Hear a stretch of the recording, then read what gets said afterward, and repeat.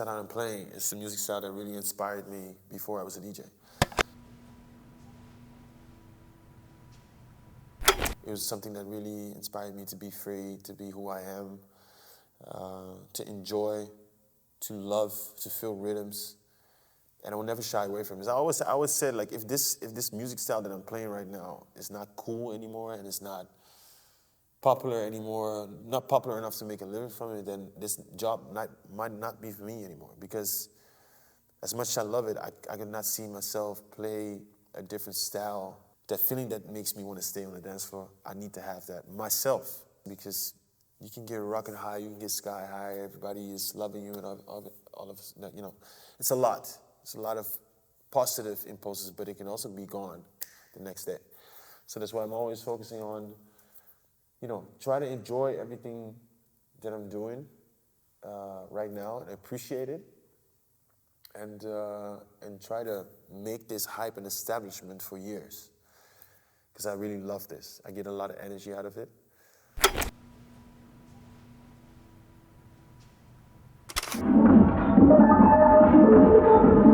Now, you know, when I was becoming an artist, I had to make a choice. You want to be a basketball player, or you want to be a DJ? You want to do modeling, or you want to be a DJ? At a certain point, I had to drop modeling. Then I had to drop basketball at some point, which was really hard for me because I did it for 23 years.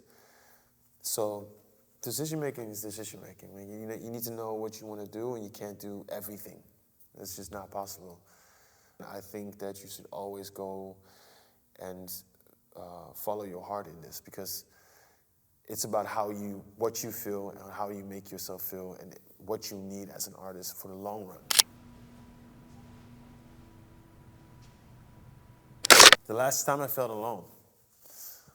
Lately, I do feel a bit more alone, but that's also, you know, the traveling alone. I'm on the road a lot, and many times my friends join me, but there's also periods of time where I go to places that I'm not really comfortable with, or you know, don't really feel at home. And then when you're alone, away from your daughter, then it does make you feel lonely at times. But as soon as I hit the club and I'm behind the decks, and you know, me and the decks and the booth are buddies.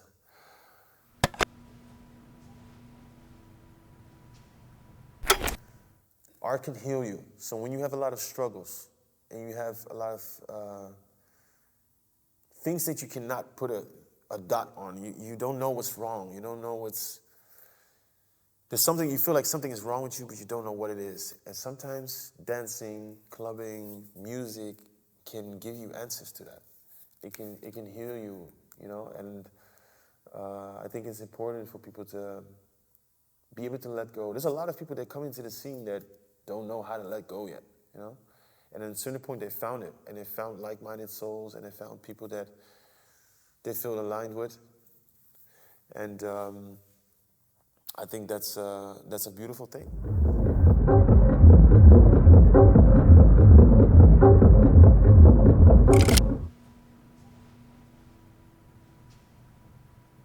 That I would keep them on the dance floor.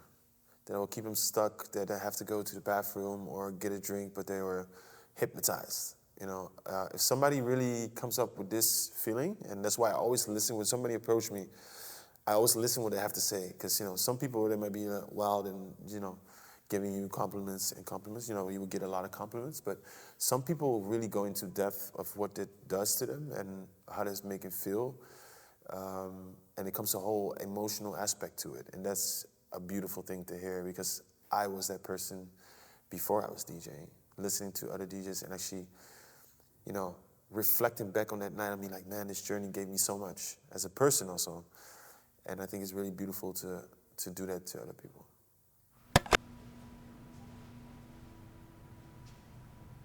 If I go to the club, I would prepare the first hour track by track, you know, because I want it to be perfect. I want it to be, it would give me confidence. It would give me a feeling that, you know, I can get used to the sound, get used to the air, to the room.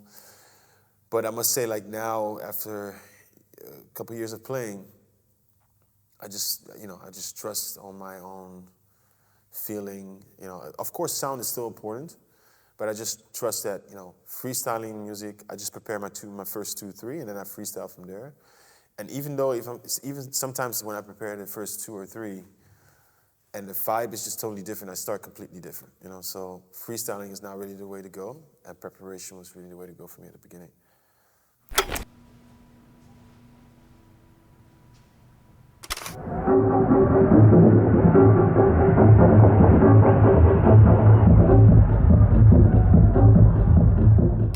Nothing.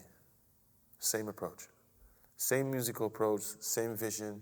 I would say that I used to be very stripped-backed in a very specific sound of techno that I wanted to play. I would say like the last year and a half, I tried to widen my range a bit when it comes to my sound and see what fits really well to what I'm playing right now. So for instance, I got really inspired by Afro House back in the days. I really try to get more of these influences sometimes into my sets to break that consistent rhythm a bit and then go back to it. So just to widen my range from what I already loved and bring it all together. That's what I'm really focusing on now. But the musical approach is still the same.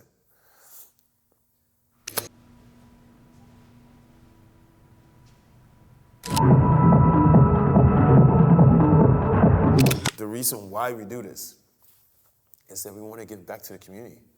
In the 10 years, next year is going to be 10 years as community. In the 10 years that we've done as community, we never took a single dime. I never took a salary out of his community, never.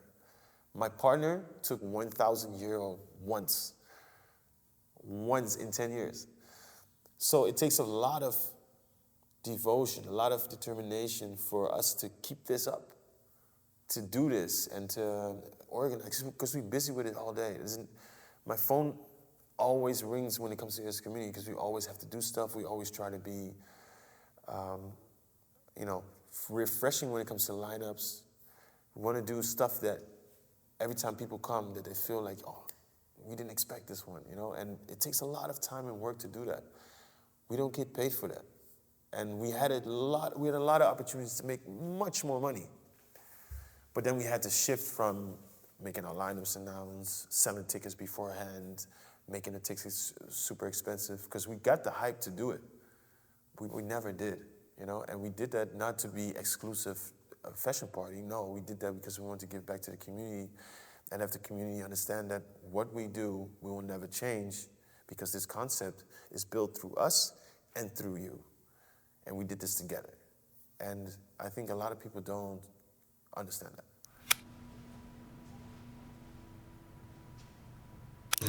No, I would love to be remembered as that artist that came into a scene where you needed to be a producer to make it into your DJ life. And I feel like, when I came up, it got a bit more separated. People would really appreciate producers for being a producer and DJs for being DJs, and not so necessarily where you had to do both to be booked as one, And, many people at the beginning of my career had said that I had to produce, but I never did it because my passion wasn't in producing back then. And I'm happy I stuck with that feeling and followed my own path and didn't care what people said. So I want to be remembered as one of those persons that, followed their own path no matter what.